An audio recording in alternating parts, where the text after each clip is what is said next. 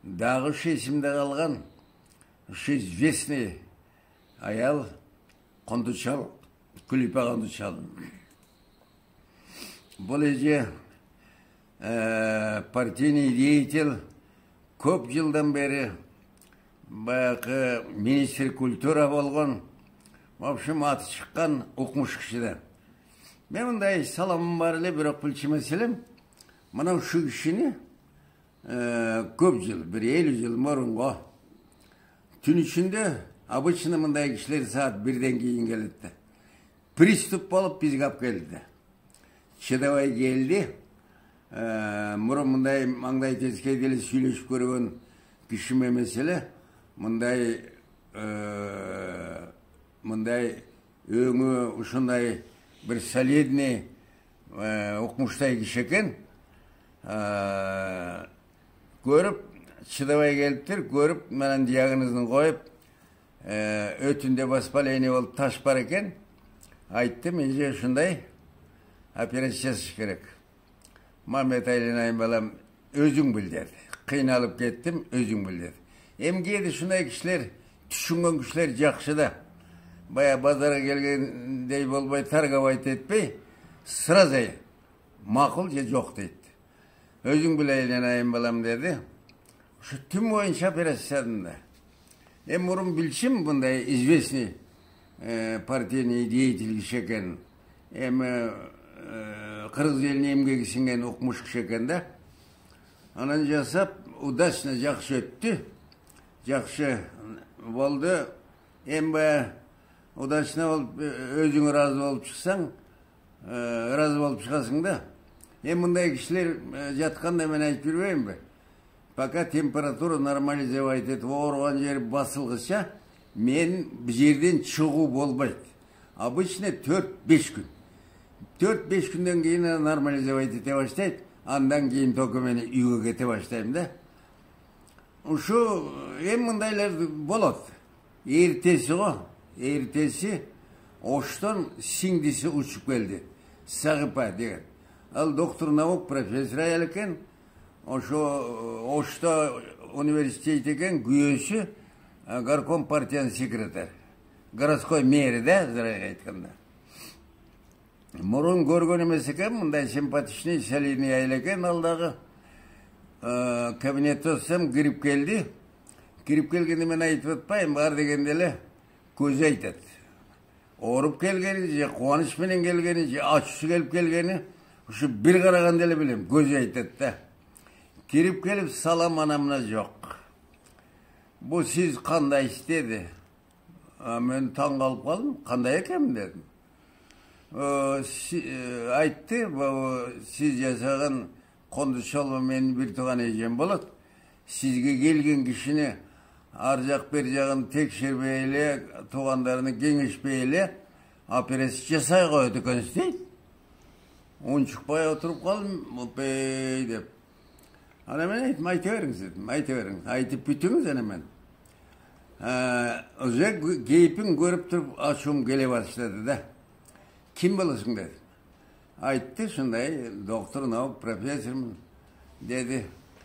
Анан айттым, менде шындай привычка бар дедім, адегенде. Кейде операция жасай албай, мен тұра албайм, қолым қышып тұрады. Дзержинскийден келесем, еже келеді. Еже келеттір, ежеге кезіп, еже, бүгін мен бошмын.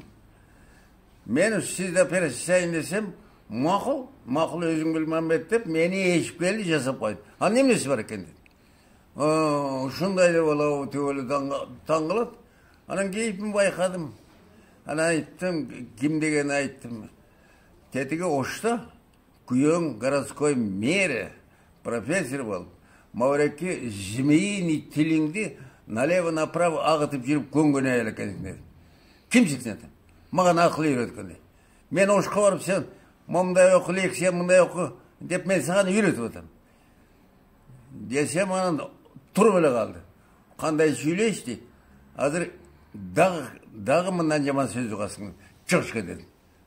Шығышқа деп айдап шықтым. Кетті. Таң қалып қалдым. Мен мұндай болады. Кейде мұндай, кейде шересір ақылдылар болады да. Em üçün mаған кеңешпей деп. Анан ошону мен бүттем, буган мындай сөздү мен угуп көнгөнмүн. Эртеси эженин жанына барып отсам, эже уккан экен.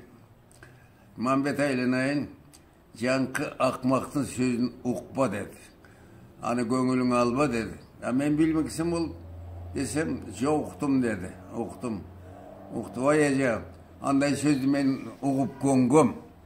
Морек больницадан кырсык болсо обязательно бизди күнөөлөйт. Анан бу Сагыпа мени тааныбайт, билбейт.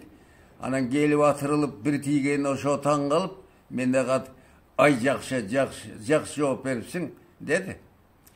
Андан эртеси дагы ошо эженин энесин көрүп калдым. Гүлүп эжен, мындай солидный, ушундай сонун кемпир экен. Ал кемпир жалынып, жалбарып маган батасын берип, айтты, алда бары кушуптур.